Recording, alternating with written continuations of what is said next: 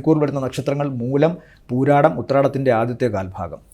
വ്യാഴം 5-ൽ നിൽക്കുന്നതിനാൽ തന്നെ സമസ്ത ഭാഗ്യങ്ങളും ഇവരിലേക്ക് വരുന്നു എന്ന് കരുതണം. എന്നാൽ 4-ാം ഭാവത്തിലെ രാഹുവും 10-ലെ കേതുവും തൊഴിലിടങ്ങളിൽ ചില സംശയാസ്പദമായ സാഹചര്യങ്ങൾ ഇവരാൽ സൃഷ്ടിക്കപ്പെടുന്നു എന്ന് ചിന്തിക്കണം.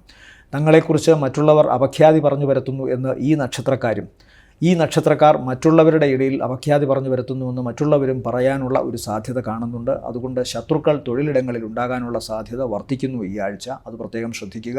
ശുക്രൻ 12-ൽ നിൽക്കുന്നതിനാൽ സാമ്പത്തിക നേട്ടവും മറ്റു ഗുണങ്ങളും തരുമെങ്കിലും ഏതു പ്രവൃത്തിയിൽ ചെന്ന് പെട്ടാലും ഒടുവിൽ ഈ നക്ഷത്രത്തിൽപ്പെട്ട വ്യക്തികൾ അപഹസിക്കപ്പെടുമെന്ന് കാണുന്നുണ്ട്.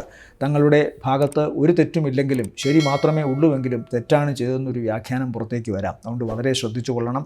യാത്ര ചില ശാരീരികമായ അവശതയാൽ, പ്രത്യേകിച്ചും സ്ത്രീകൾക്കാണ് യാത്രയെങ്കിൽ പ്രത്യേകിച്ചും ശാരീരിക അവശതകൾ കൊണ്ട് ചിലപ്പോൾ യാത്ര മാറ്റിവെക്കേണ്ടി വന്നേക്കാം.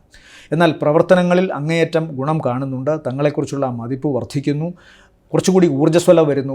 സ്ത്രീകൾ പോലും പുരുഷൻ്റെ ശക്തിയോടുകൂടി കൂടുതൽ, അതായത് ഒരു മാൻലി പവറോടുകൂടി കൂടുതൽ തങ്ങളുടെ മേഖലകളിൽ വ്യാപരിക്കാൻ സാധിക്കുന്നൊരവസ്ഥ കാണുന്നു.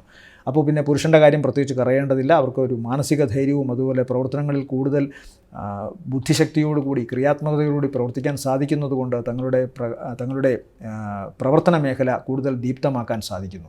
സാമ്പത്തിക നേട്ടം, പ്രവർത്തന വിജയം ഇതെല്ലാം കാണുന്നുണ്ട്. ശാരീരികമായ അവശത, വാദസംബന്ധമായ അസുഖങ്ങളുള്ളവർക്ക് അത് വർദ്ധിക്കാനുള്ള സാധ്യത ഇതെല്ലാം കാണുന്നു.